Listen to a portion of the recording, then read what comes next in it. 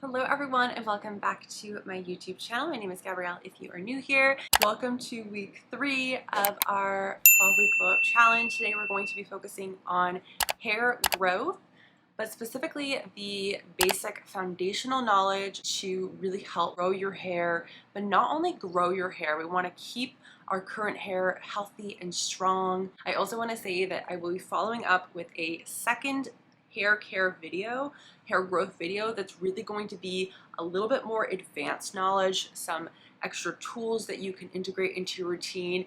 It is going to be possibly a little bit more money, so if you're looking to really invest in hair care and your hair growth journey, then make sure to stay for the following weeks where I share the advanced hair growth solutions that I've been using and loving. So let's address the elephant in the room. I am brunette. I did color my hair. I wanted to just get rid of the blonde. I knew that I wanted to grow out my natural hair color, which is a late medium brown.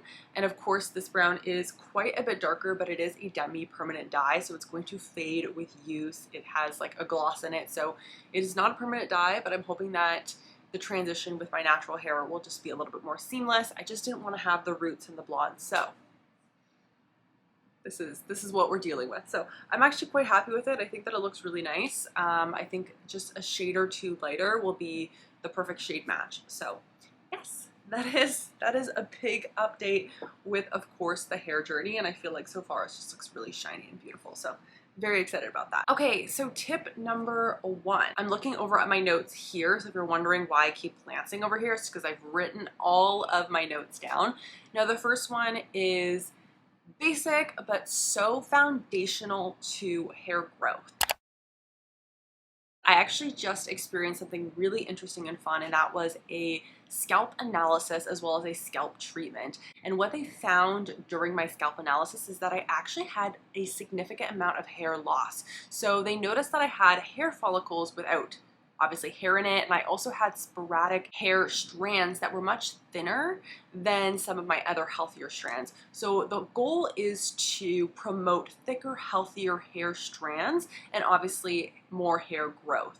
So something that I think is very undervalued when it comes to hair growth, and I think we always go to products and focusing on the ends of our hair and scalp, etc., but internal health makes up a huge component of our hair growth journey.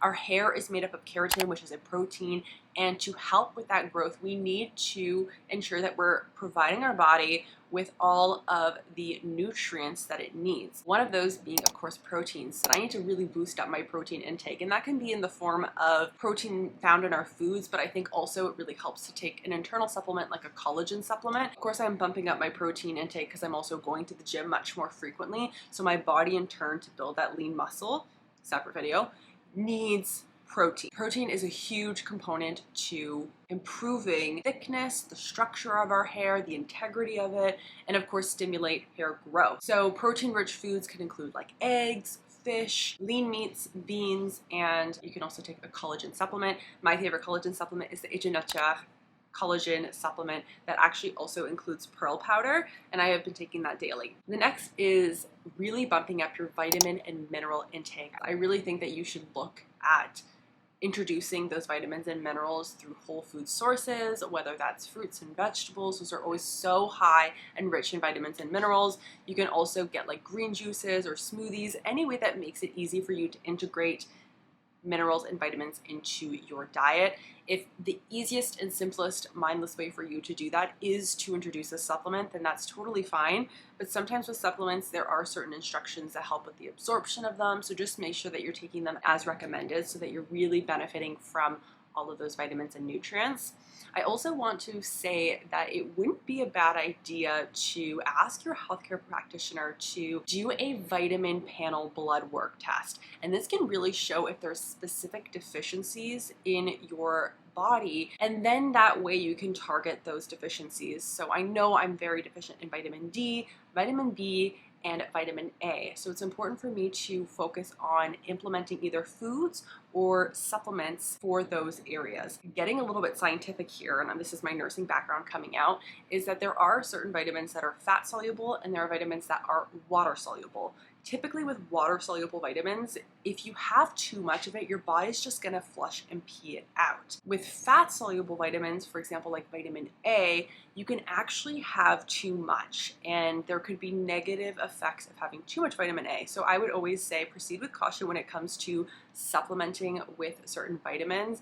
Talk to a healthcare practitioner, make sure that you need it before you implement them into your routine, and then have them give you the proper dosing and duration of that vitamin, because some vitamins and minerals should only be taken for a short period of time, sometimes 3 to 6 months, and shouldn't be exceeded for that. So I definitely recommend when it comes to specific deficiencies, connect with your healthcare practitioner to help with that. But definitely when it comes to foods containing these vitamins and minerals, I would look for foods high in vitamin A, vitamin B, C, and E, your zinc and your omega-3s, as well as iron. If you are low in iron, iron deficiency anemia can definitely also lead to hair loss. One of the things that I have started to do when it comes to incorporating all of those vitamins and nutrients in my diet is get a specific either multi-woman vitamin, or you can get a hair vitamin that focuses on all those specific minerals and vitamins that promote healthy hair growth from the inside out. The one that I have that actually is coming that I haven't tried yet, so I don't want to recommend it because I actually don't know if it's going to be amazing. So I'm gonna wait to test that out before I recommend it, but it's by Prose, Prose, and I just purchased their hair care routine as well as their vitamins. So I will follow up later on how that works for me. And then of course the last one is staying hydrated. I know it's great for your skin, it's great for your hair, it's great for your body, flushing your toxins. Like I feel like it's so drawn out about stay hydrated, drink your water, but it's really like one of the basic foundational things that you need to do that is so beneficial for so many aspects of your health. And I think a lot of the time it gets overlooked and shunned because it's like, of course, drink your water, but truly, if you drink your water, you will see benefits. It's not going to make or break it if you already have pretty decent fluid intake. But if you're someone who definitely is more on the dehydrated side, drinking lots of water will make an impact, because hydration will lead to healthier hair growth, whereas dehydration can lead to less dense, more brittle hair growth that could be prone and susceptible to breakage.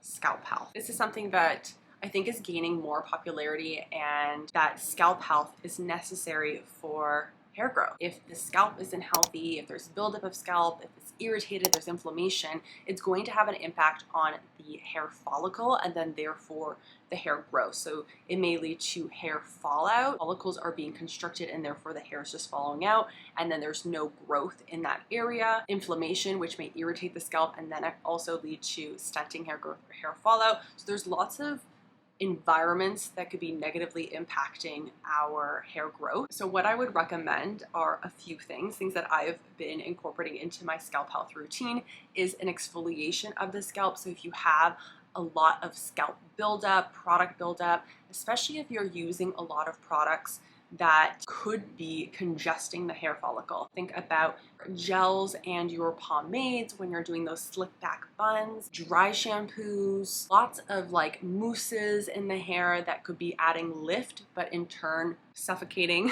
the hair follicle. And I'm not saying that you can't use these products, but it's about regularly doing some exfoliation, some clarifying of the scalp to remove that buildup, remove those dead skin cells, and then promote a healthy hair environment. My favorite is the Way Detox shampoo.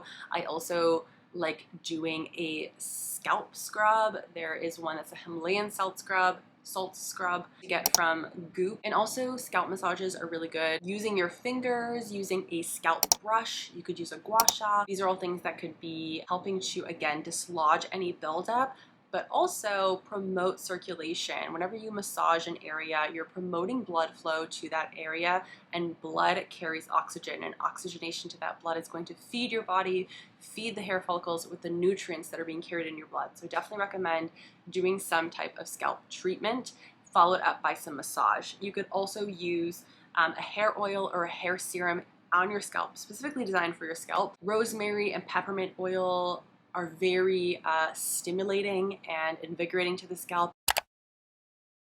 Tip number 3, paying attention to the ends of our hair. Of course, we want to promote our scalp so that healthy hair grows out of it, but if our ends are dry, brittle, breaking, damaged, then what's going to happen is all this hair is going to break up and we're going to need to chop it off. We need to pay attention to the bottom of our hair as well so that we keep this hair and don't have to cut it off. Now, I want to say this right from the get-go when it comes to the ends of your hair. If your hair is dead, it is really hard to repair it to its optimal health. We can kind of make it look smoother, mend some split ends, but if it's kind of beyond the point of repair, my biggest recommendation is to cut it off. And I know that that sounds so discouraging because you just want to have long hair and cutting it off means you have to start from scratch. I totally get it. I recently just cut like 3 to 4 inches off of my ends and it felt like a little bit of a loss, but it also was so encouraging to see such like blunt ends, healthy hair. I don't look at my hair and see a bunch of split ends anymore. The health of my hair is just like completely did a 180 after I chopped off all that unnecessary, frizzy, broken, brittle hair. It's really given my hair an environment to grow and be healthier, and honestly, shorter, healthier, silky looking hair is so much more beautiful than longer, straggly, brittle hair. So just take my word for it, cut it off, and then let's go on to the next stage of keeping and maintaining the healthy strands of our hair. So use a heat protectant if you're ever going to use heat on your hair. That is like a number 1 heat protectant to help protect the hair follicle. Heat is going to be so incredibly damaging to your hair. So the least that you can do for it is provide some type of protectant. I also find protectants are really great for UV damage protection. So if you find one that is both UV and heat protecting, I definitely recommend that one. And then applying a hair serum or hair treatment oil to the ends to nourish, protect, seal the hair. Protein bonding treatments. I have one from Maya Chia. It's the main repair, I believe it's called, and it's a bonding treatment that's going to help strengthen the bonds of your hair to prevent breakage, promote a healthier hair strand. And then of course doing weekly, if not bi-weekly, depending on your hair type, the density, how thick or long your hair may be, is to do a in-shower hair mask. There's so many different hair masks out there, so it's hard to recommend a specific hair mask for you. It depends on your hair type and texture and density. If your hair is color treated, maybe look for a color treated hair mask that is really nourishing, that really focuses on breakage and repairing. You might want an anti-frizz. Whatever your hair kind of needs, assess that. Just go onto Sephora, go onto the detox market, look for a mask that complements your current hair type and your hair goals. Number 4, another basic one, but an essential that needs to be addressed: avoiding chemical treatments or heat treatments that can cause damage. I have been a blonde for many years, and I totally understand the need and want to be blonde and wanting to color your hair. I would say if you are going to color your hair, try to space out your coloring treatments. I would also make sure that you're going to a hair colorist that you really trust and kind of just analyze their technique. Make sure that they do as much as they can to protect the integrity of your hair. One thing that I did that I found really damaged my blonde hair was I did a balayage. And so the balayage was applying bleach onto the ends of my hair that had been previously bleached, and the integrity of it was already diminished, and it just wrecked my hair. Whereas highlighting, sometimes my hair colorist would avoid the ends of my hair and really focus on just applying the bleach to my roots so that the ends weren't getting re-dyed or re-bleached, and I found that that was really helpful. So if you are going to go blonde, make sure that you are spacing it out as much as you can. Go to someone that knows what they're doing, that you really trust with your hair, and then always follow up with like a protectant, heat protectant, hair bonding treatment, and nourishing oils and hair serums and masks that are going to hydrate the hair, because I always find that bleaching does dry out the hair so much. Heatless methods to achieving the hair look that you want. So for example, my curls right now were actually done by a heatless mechanism. It was those like silk rods. I put them on overnight on dry hair. I don't like doing it on wet hair because my hair ends up being wet still. So I did it on dry hair, put on my little silk bonnet, slept, woke up with some nice waves in it. I also think if you do a blowout, this is a great way to maintain it. Using hair accessories that are going to provide the least amount of damage. I know we are in our slick back bun era or slick back hair styles and we love it and it's so beautiful, but try to use silk hair ties or try to avoid a lot of tension because a lot of pullback is going to create tension at the hairline and lead to hair loss here. And that is something that I have dealt with and I'm trying to work on regrowing. If you use those elastics, like the traditional elastics, those can create a lot of tension right where the ponytail is, and that can cause breakage there. So again, using like a scrunchie or a silk hair tie is going to be less damaging. I also like these banana clips, and these put your hair up kind of in a ponytail, but they produce less damage. So you just and then clip it, and then it does kind of like a ponytail, but it's not creating any tension on the hair. It's not creating any tension here or on the scalp. Paw clips are great. I also like hairpins. The Deborah Pagani hairpins are my favorite for those pulled back buns. It looks super chic. You can do French twists.